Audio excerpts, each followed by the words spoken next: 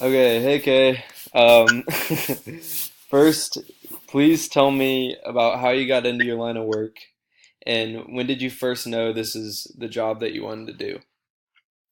Well, first you can say like what exactly do you do?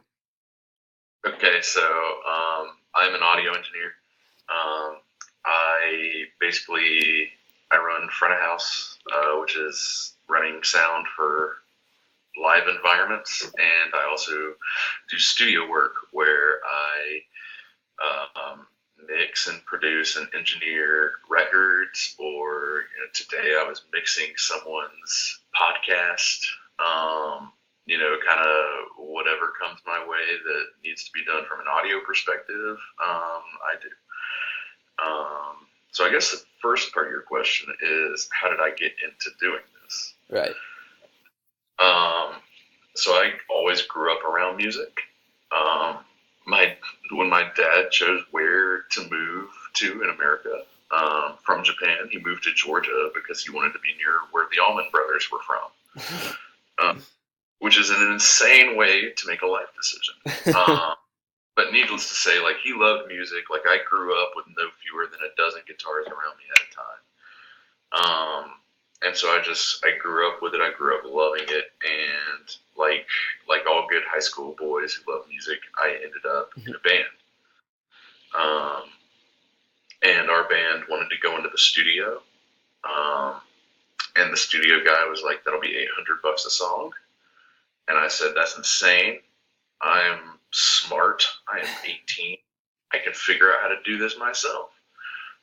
And so that Christmas, my parents got me a small little like recording setup, like little Inbox 2 was the thing at the time, and I started learning how to do it. Um, that's kind of what got me into it. Did I know this is what I wanted to do for a living though? No. Obviously at the time it was like I can figure out how to do this. I'm smart. I was like 18 and undefeated by the world, and I was like, there's nothing I can't do.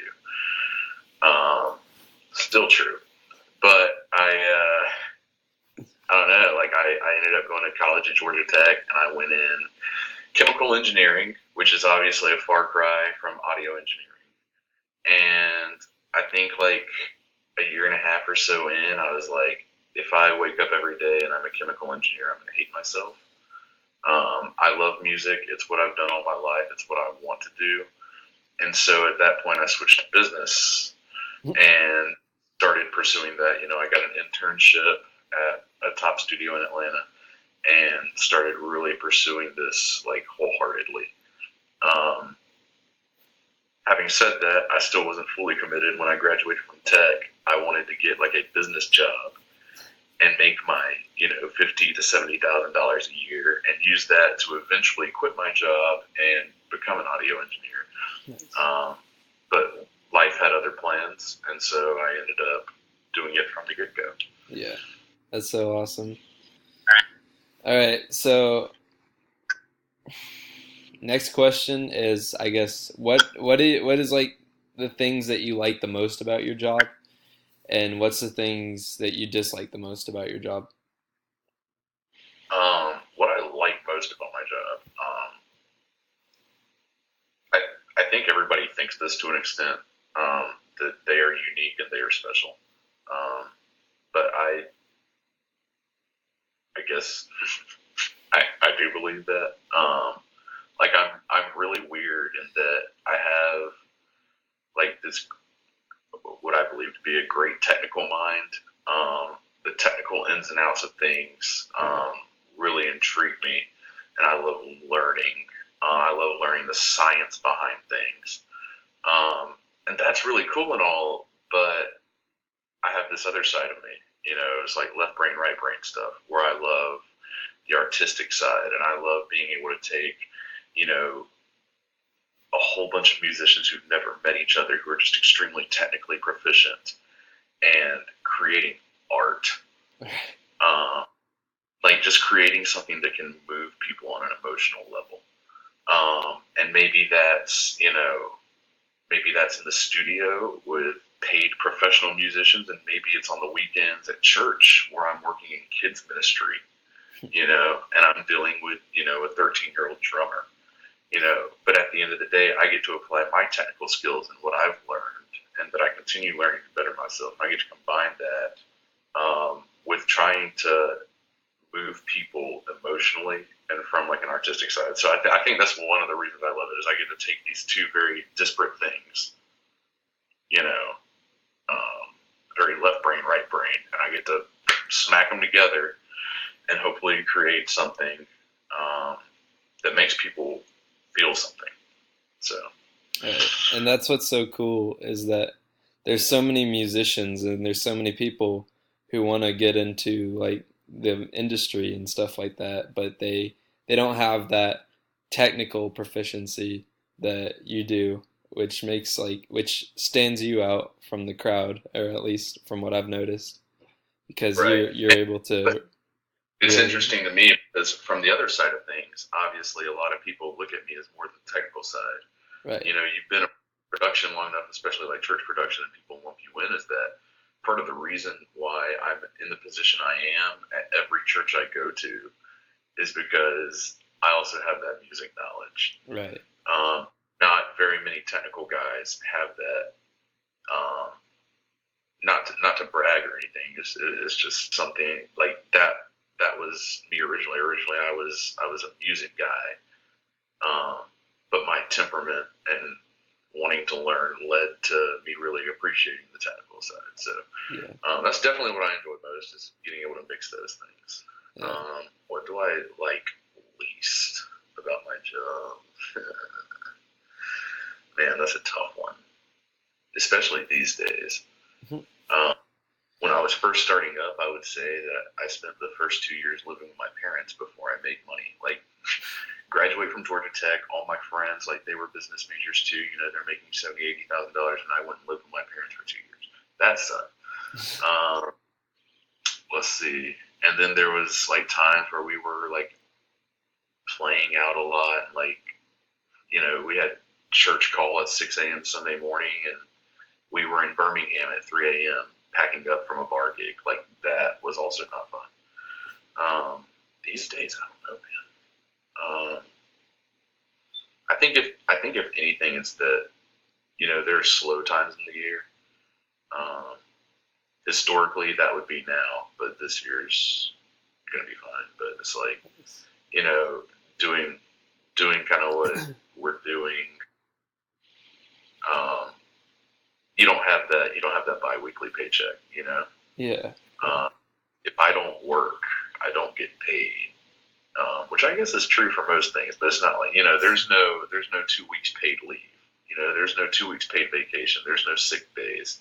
If I call out from church one weekend because I'm sick, I'm not getting paid. right. You know, um, You get out whatever you put in. Like, yeah, there have been times where somebody's been like, "Hey, would you be interested in recording this for me?" And I've like listened to the concept or their idea or their pitch or whatever, and I'm like, "No, like this is not going to be fun or this is not going to be good. I don't want to do it." And like it's again, that's a positive for me. I have that freedom to say no. I don't want to work on something stupid, um, but I also don't get paid then. So I guess that's probably the negative. Is like until you reach a point of where you're good enough, or people know that you're good enough to justify either what you're charging or whatever else. There is a little bit of financial insecurity. Um, so there's that. right. That's so cool. And I like it, it is like it's so cool to think about like how you I think you you basically run yourself. Like that's just interesting to me because like I don't know. I'm 17. I haven't really ever been able to do something like that before, so it's great. And, like Ariel makes fun of me because I joke with James' kids about it or whatever. But it's like it's one of those things where from like November to December this year, like a couple months ago, like we like doing what we do. We didn't have a moment to even like really catch our breath, right?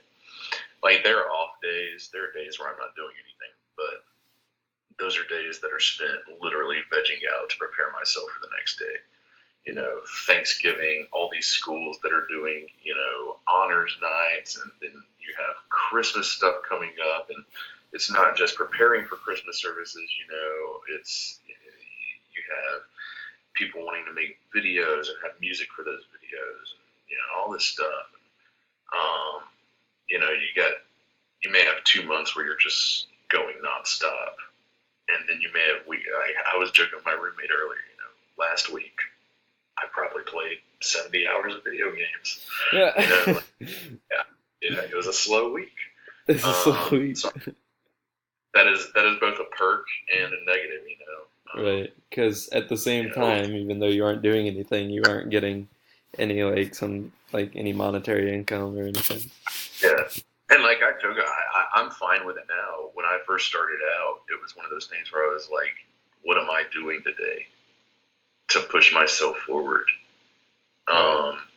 And it's one of those things that I had to learn to be okay with, where it's like, I had to realize that, there's going to be 2 or 3 months at a time where I'm not going to be able to get my head above water to catch a breath.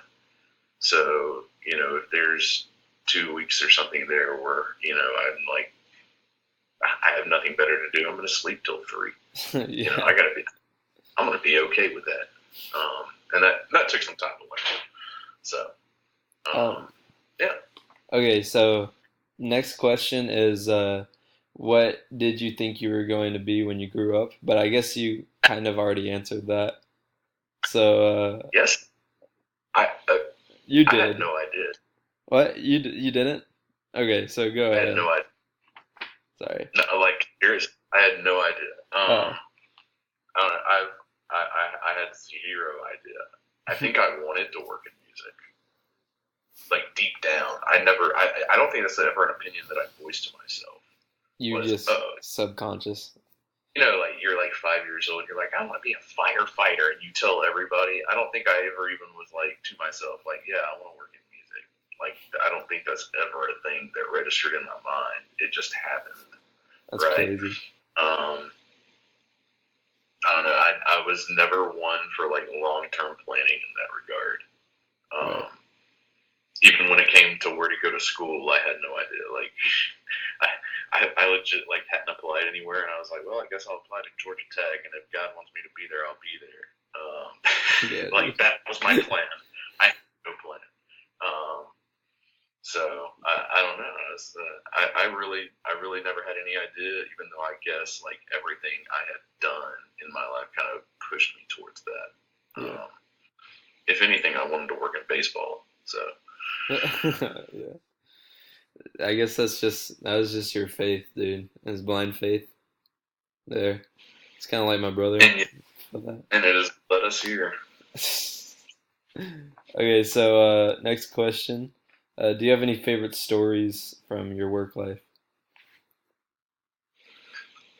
Are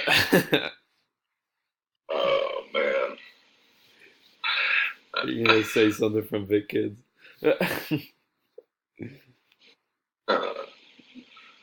Golly, I've seen some stuff in my day.